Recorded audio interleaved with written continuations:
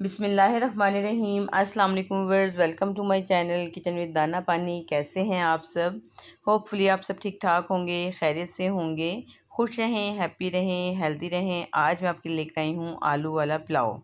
तो आलू वाले जो चावल हैं मसालेदार जो बनते हैं वो आपने खाए होंगे, आलू की तिहारी बना के खाई होगी, लेकिन पुलाव आपने कभी ट्राई नहीं किया होगा क्योंकि मेरी पर्सनल रेसिपी है। तो आपने मेरे कहने पे इसे एक मरतबा ज़रूर ट्राई करना है।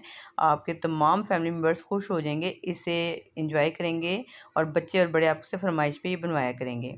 तो यहाँ मैंने चावल लिए हैं 1 किलो, जो 1 घंटा पहले भिगो के रख दिए हैं। स्लाइस में कट किए हुए 3 पाव आलू हैं, ये भी धोने के बाद मैंने इनको कट कर लिया है। 3 पाव टमाटर हैं, ये भी मैंने स्लाइस में कट किए हैं। 8 से 10 हरी मिर्ची मैंने ली हैं इसके अंदर, यानी कि क्यूब्स में कट कर लें छोटे छोटे टुकड़ों में। 2 टेबलस्पून मैंने यहाँ पे अदरक लहसुन का पेस्ट लिया है और एक बड़े साइज़ का प्याज है यहाँ पे जो स्लाइस में कट किया है। हरा धनिया है, हरी मिर्चें हैं। बस ये सिंपल से इसके मसाले हैं और थोड़े से मसाले और हैं जो हम साथ के साथ डालते जाएंगे। तो यहाँ देखें, सबसे पहले मैंने ऑयल ले लिया है 1 कप और इसमें डाला है 1 टेबलस्पून भर के ज़ीरा। 1 टेबलस्पून भर के ही मैं यहाँ पे लूँगी कुटा हुआ साबुत धनिया और 1 टेबलस्पून ही आपने लेनी है कुटी हुई सौंफ। ठीक है, इन तीनों मसालों को ज़ीरा, धनिया और सौंफ, इसे अच्छे से हमने मीडियम फ्लेम पे फ्राई करना है। कलर डार्क नहीं होना चाहिए, लेकिन हल्का सा इसका कलर चेंज होगा, थोड़ा सा क्रिस्पी हो जाएगा, पूरा जो अरोमा है वो ऑयल के अंदर आ जाएगा। इतना हमने इसे कुक करना है। तो यहाँ देखें, लाइट सा इसका कलर चेंज ज़रूर हुआ है, लेकिन तेज़ आंच पे आपने इसका कलर ख़राब नहीं करना, जलाना नहीं है। और जैसे इसके अंदर खुशबू आना शुरू हो, ये हल्का सा क्रिस्पी हो जाए, इसके बाद आप इसमें डाल दें ये प्याज। प्याज को भी हमने सिर्फ ट्रांसपेरेंट करना है, इतना कि यह कुछ कुछ कैरामलाइज हो जाए, जैसे सॉफ्ट हो जाए, बस इतना ही हमने इसे पकाना है। इसके बाद हम इसमें डाल देंगे ये टमाटर, हरी मिर्चें, अदरक लहसुन का पेस्ट। इतने सिंपल मसालों में ये पुलाव बन के तैयार होगा।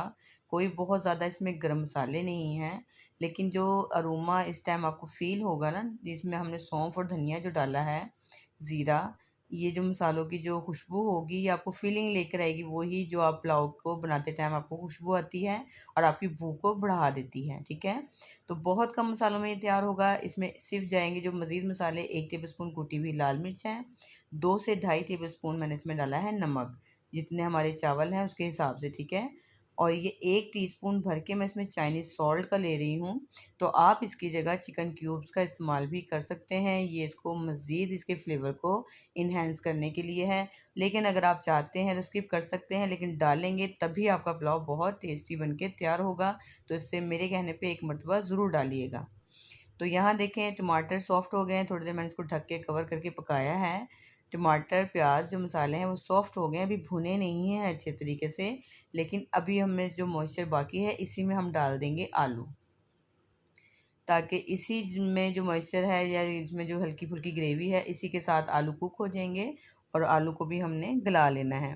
तो ये इस तरीके से आपने ना तो बहुत मोटे साइज़ में आलू कट करने हैं, ना ही बहुत बारीक होने चाहिए। मोटे मोटे आलू भी अच्छे नहीं लगते, बच्चे उठा के साइड पे कर देते हैं। बस इस तरीके से मून शेप में कटिंग कीजिएगा। तो ऐसे ही आपने आलू की कटिंग करनी है। अब हम इसे भी कवर करके रख देते हैं, ताकि जो टमाटरों का पानी है इसमें ही ये आलू अच्छे से गल जाएँ। और यहाँ देखें, मसाला अब भुनने लगा है, मज़ीद इसकी खुशबू जो है वो बढ़ गई है अब मसालों के साथ। और ये जो आलू हैं ये भी गल चुके हैं, इन्हें हम चेक कर लेते हैं। यहाँ पर ये देखें, बिल्कुल आलू सॉफ्ट हो गए हैं। मैंने इसमें कोई अभी पानी वगैरह का इस्तेमाल नहीं किया है, मसाला अब अच्छे से भुन चुका है। तो यहाँ पे जो मैंने 1 किलो चावल लिए हैं, तो अगर उसको हम किसी बर्तन से नाप लें तो ये 2.5 कप चावल हैं, यानी कि तो आप 2.5 कप के हिसाब से मैंने इसमें 4 से 5 कप तक पानी का इस्तेमाल किया है। तो बस ये कवर करके मैंने इसको उबाल आने तक इसको पानी को ज़रूर पकाया करें। जब भी आप चावल डालते हैं तो ठंडे पानी में कभी भी चावलों को नहीं डालना चाहिए, इस तरह चावल खिले खिले भी नहीं बनते और चावल जो है फूलते नहीं हैं ठंडे पानी में जाते ही। ठीक है, तो चावलों के पानी को पहले उबाल लें और उसके बाद इसको आप चावलों का डाल के तो पका लें। और चावलों की क्वालिटी पे डिपेंड करता है कि उसे कितनी देर भिगोना है और उसमें कितना पानी डालना है। तो ये चीज़ें आपने खुद मैनेज करनी होती हैं इसको देखते हुए। और बस यहाँ देखें, थोड़ा थोड़ा मॉइस्चर इसमें अभी बाकी है। चावल जो है 70% तक कुक हो चुके हैं। तो इसको मज़ीद मैं थोड़ा सा पानी इसका ड्राई कर लेती हूँ यहाँ पर। अब मुझे हल्का हल्का पानी नज़र आ रहा है। अब हम इसको दम पे लगा देंगे। इसमें डालेंगे हरा धनिया और पुदीना जो मैंने कट करके रखा था। इसको अच्छे से धो के साफ़ सुथरा करके तो आप इसके ऊपर फैला दें। इससे बहुत रिफ़्रेशिंग और ऐसा इसका फ्लेवर भी बहुत अच्छा होगा, बड़ी सी इसकी लुक भी आएगी। ठीक है, तो यहाँ मैंने 15 मिनट के लिए इसको दम पे रख दिया था और ये देखें बड़ी प्यारी इसमें खुशबू आना शुरू हो गई है। लेकिन अभी भी हम इसको थोड़ा सा और कलरफुल बनाने के लिए बिल्कुल वही लुक लेके आएंगे। टेस्ट तो इसमें परफेक्ट आ चुका है पुलाव वाला, खुशबू भी आ रही है, लेकिन थोड़ी सी लुक में थोड़ी सी अगर आपको कमी लग रही है तो हम क्या करेंगे, यहाँ पर ये देखें मैंने जर्दे का रंग यहाँ पे घोल लिया है और इस जर्दे के रंग में मैंने एक लेमन निचोड़ लिया है। ठीक है, लेमन के साथ इसका बहुत अच्छा फ्लेवर आएगा। थोड़ी सी हरी मिर्चें और टमाटर जो मैंने कट करके रखे हैं, इससे भी इसका जायका बहुत मज़ीद बढ़ेगा और बहुत फ्लेवरफुल और देखने में देखें कितना ये टेम्पटिंग लग रहा है। तो बस ये पुलाव बन के तैयार है। आप एक मर्तबा इस तरीके से आलू का पुलाव जब ट्राई करेंगे, आपकी फैमिली मेम्बर्स यकीन करें बच्चे बड़े सब खुश हो जाएंगे और खाने में ऐसे मगन हो जाएंगे कि उनको बिल्कुल गोश्त की कमी का एहसास नहीं होगा। तो महंगाई का दौर है, रोज़ रोज़ ये गोश्त वाला पुलाव अफोर्ड नहीं हर फैमिली कर सकती। तो बजट में रहते हुए ये पुलाव आप घर में बना सकते हैं।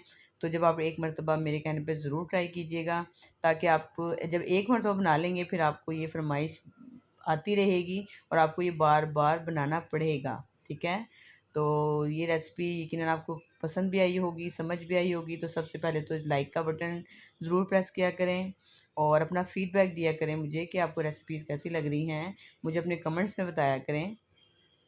तो और अगर आप मेरे चैनल पे नए हैं तो प्लीज़ मेरे चैनल को सब्सक्राइब करें, बेल आइकन को भी प्रेस करें ताकि मेरी तमाम वीडियोस आप तक भी पहुंचें। तो आज के लिए इतना ही काफ़ी है। नेक्स्ट वीडियो में मिलती हूँ, किसी और मज़ेदार सी जो वीडियो है वो मैं आपके लिए ज़रूर लेकर आऊँगी। तो जब तक के लिए आप मुझे दें इजाज़त। अल्लाह हाफिज़।